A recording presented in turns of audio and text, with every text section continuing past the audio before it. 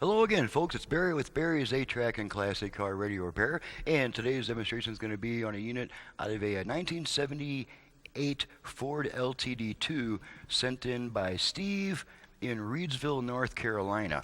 And Steve has requested pretty much the all bells and whistles package. This unit has the modern conversion, although it was already AM/FM. It now has a modern conversion with a heck of a lot more output power, and it also has the USB and Bluetooth features. And we're going to run it through a pretty comprehensive test to make sure everything's okay before we send her back to the customer. So let's go ahead and turn this radio on.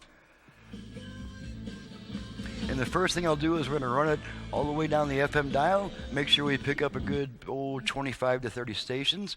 So we'll do that right now. Just bear with me for a moment here. It might be a little boring.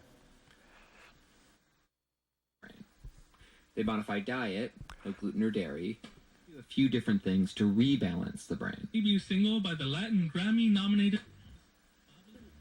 I'll have to do it myself. Will the two 800, 900, 1300. It's not bad. It's just God saying, hey, Fan Paul McCartney and Wings, 1900. the driver of the car and the driver of the van. We're taking the Little Colorado Medical Center.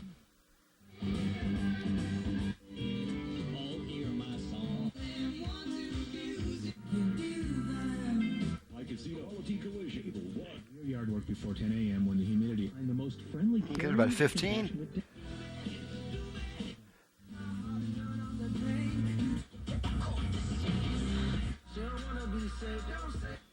But you will see me because I'm Arizona shine.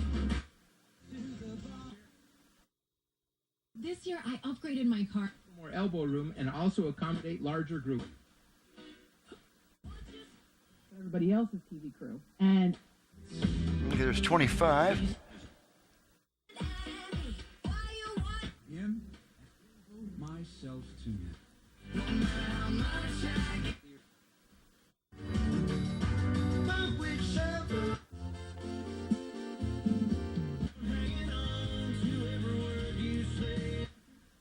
Okay, that's right at about 30 FM stations. So let's switch it to AM, make sure that still works with the conversion. Needless to say, there's not much. We should be picking up something around 1400. 1 degree. Here's one.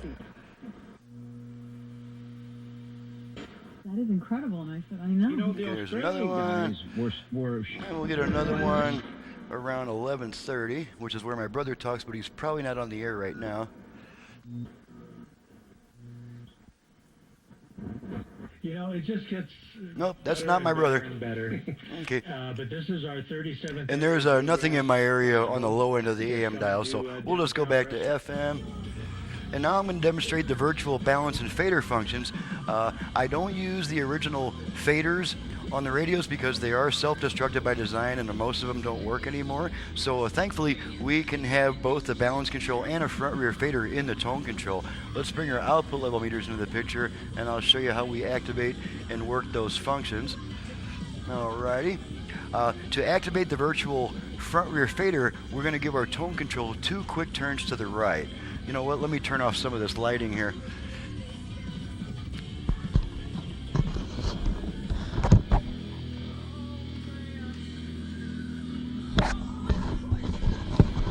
With 32 video cameras in the mix, the lighting is quite a challenge.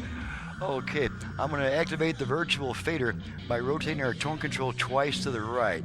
So the first thing I'll do is rotate it to the center position so I've got room to turn it. And here we go, twice to the right. We should hear 4 beeps or a voice saying balance or fader adjust. Here we go. Fader adjust. Okay, fader adjust, and now we are using the tone control to adjust the front rear speaker balance. And you can adjust it as long as you want to. And once you stop adjusting it and take your hand off the control, then you'll hear some type of a confirmation to let you know that setting has been saved and that the tone control is once again just a tone control. So let's do that. Take our hand off the control. Okay, and there's a single tone letting us know that setting has been saved. The tone control is now adjusting the tone. Okay, let's do the same thing except we'll activate the left-right balance control. Same procedure except we turn our tone control twice to the left. So here we go. Balance adjust. adjust. Alrighty, balance adjust, and now we're using the tone control to adjust our speaker balance. And you may have noticed that the right side was a little weak at first, so we're going to go ahead and balance it out, get a little bit more closer to equal output, about like that. And there's our single tone letting us know that that setting has been saved. This is once again just the tone control. Alrighty, I'm going to activate the Bluetooth function. I'm not going to go to all the time. This is a rush job, so I'm not going to take all the time to pair it with the device and play it. We're just going to make sure it activates. And the way that I activate the Bluetooth is to turn our volume control twice to the right. So here we go. Bluetooth ready to pair. Okay, so it is activated, and the unit is now trying to pair with a Bluetooth device. And if I had a Bluetooth device, it would pair with it and start working wirelessly through the radio. Since I'm not pairing anything, in 90 seconds that voice will come back on saying pairing not completed, regardless of what's playing. So let's go ahead and test our USB function.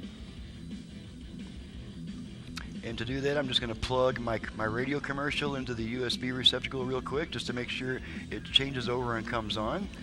We probably don't need the meters anymore, so let's get rid of that. We're back to our radio. Let me get my radio commercial plugged in here. And the music should start playing automatically. Here we go.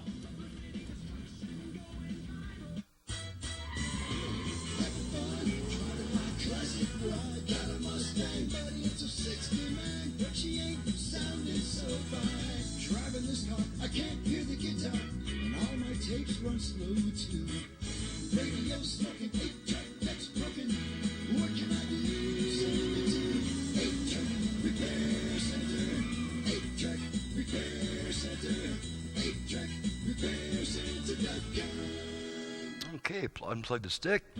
Radio comes back on immediately. Okay, next thing to test is the 8-track function. That's my specialty, of course. I'm going to pop a little Anne Murray in here, and you're going to see how much brighter I can make the original 8-track sound with my own special tape head preamp that I replace. Pairing not completed. Okay, we've already been informed about that. So let's plug our 8-track in.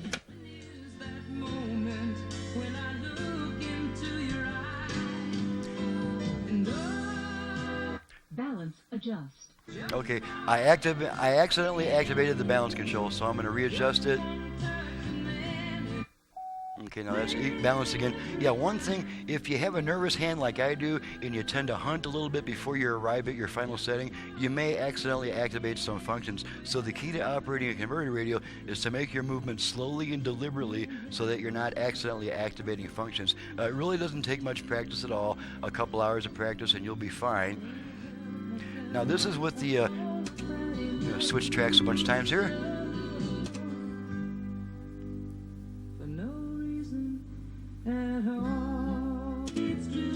Okay, now this is not even with the tone control all the way up. Here's how bright the 8-track can sound with the tone control all the way up. Okay, blank spot on the tape.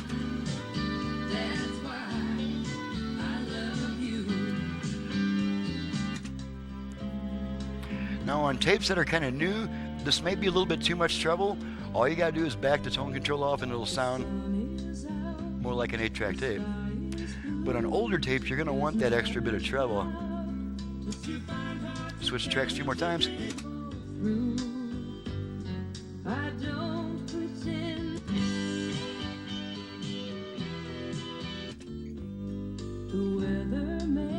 Okay, we're gonna pull our tape out. Radio should come right back on. There's our radio coming back on. Okay, and now we're going to show this cool, my master input-output box that I offer for $29.95. I can mount this in your converted radio. Not mount it, it'll be on the end of a 1-foot cable. And it's just a box that has all of your aux inputs and your 4-channel line outputs and your subwoofer output all in one handy place for easy connection. Going to move that out of the way for a moment. And we're going to test our line outputs, which I already have hooked up to a 4-channel spectrum analyzer. So let's see if we can find that view here. Okay, there's our 4-channel spectrum analysis. And this is showing only the line outputs, and I'll confirm that in a moment here. And as you can see, the line outputs follow the adjustments of your control. So let's activate the left-right balance control. Balance adjust. And you'll see left, right, you'll see that the line outputs follow your adjustments on your balance and your fader adjustments. Okay, so we'll do the same thing. We'll go ahead and activate our front rear fader and watch the scopes respond to that. Fader adjust. Okay, we're going front. Rear, looks like I got something hooked up wrong here. That's not too unusual for me. That's easily corrected. Okay, left rear, right rear, left front and right front. Okay, yeah, I do need to correct a hookup here. No problem there. I'm mainly concerned with that they all four work, so let's activate that fader again. Fader adjust. Get our equal output on all four speakers again, and I'll fix this connection problem. Okay, and now we're going to bring our subwoofer output into the picture, and that's going to be on scope 28. And this is our subwoofer output, and as you see, it also follows.